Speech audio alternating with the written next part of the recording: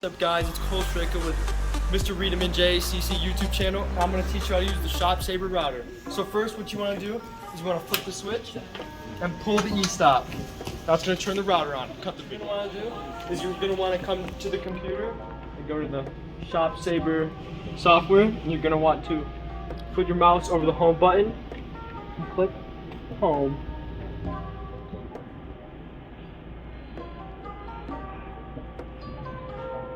Now, as you can see, the router is homing itself. Okay, so now you're going to proceed to set your XY home. So come over to the computer and lower the spindle towards the bed until you're pretty close.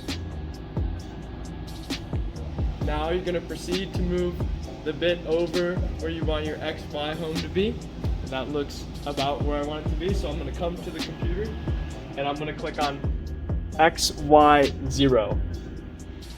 So now you're going to proceed to move the bit above the bed around 2 inches.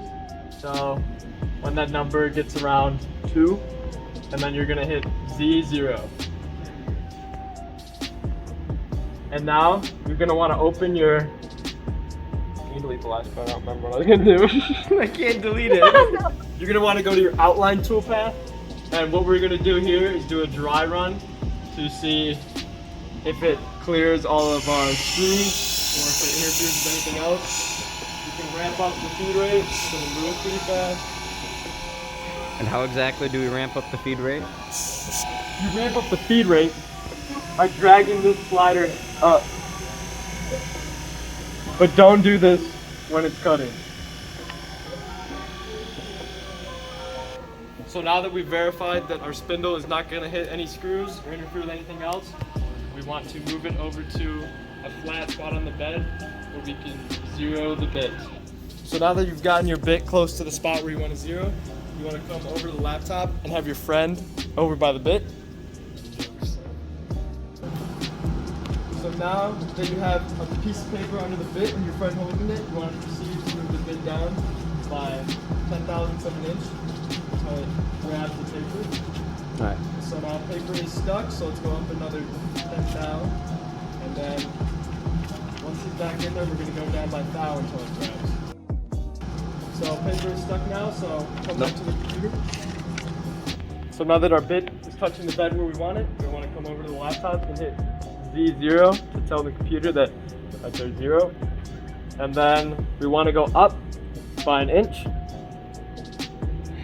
And then go out over the bed, and then down another inch. Because now we're clearing the bed, and we won't interfere by doing this. Then you want to come back to the computer and go down by 17 thou. This is the magic number for this uneven bed. So after you get that negative 17 thou, you want to hit Z0 again, and now you're pretty much ready to cut. So now that we've zeroed our X, Y, and our Z, we want to come to the software and go to File, then Open. So now you've found your toolpaths. You're going to want to run holes before you run the outline of your part. And right now I have the 1/4 inch end mill on the router, so I'm going to want to run my holes 1/4 inch, depending on what you're cutting. So now that's ready to go. So now that you've done all that and your toolpath is ready, you want to get the dust shield and slap it on to the router, and then come over to the vacuum, turn it on. So now that you have the dust shield and the vacuum on, you want to come hit the green button. The green button is going to tell the toolpath to run, and you want to make sure that you're cutting under 70 inches per minute, indicated right here, and then your spindle is at 8,000 RPM. This is only for polycarb.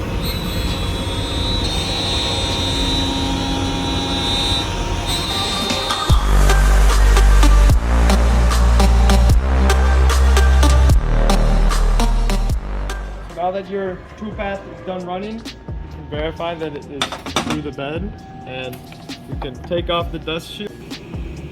So now, after you've changed your bit for your Toolpath to require that bit and re-zeroed it.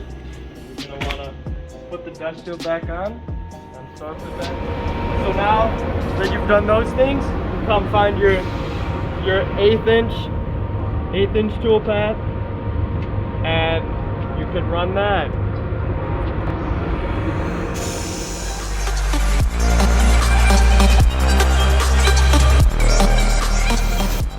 So now that my 1/8 inch is done cutting, I pop back to my 1/4 inch end mill. You can't see it, but it's on there.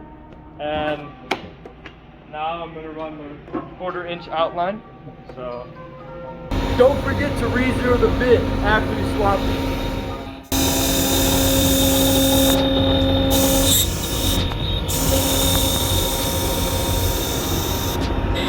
So now that your part is done cutting, you're gonna want to figure out a way to break out your tabs, because you have to have tabs when you cut. So in this case, I'm using a drill with a drill bit on it, and I'm going over the tabs, and I just drill through the tabs. Now, whatever it doesn't cut through, just take the hammer, take the flathead, and you break through it.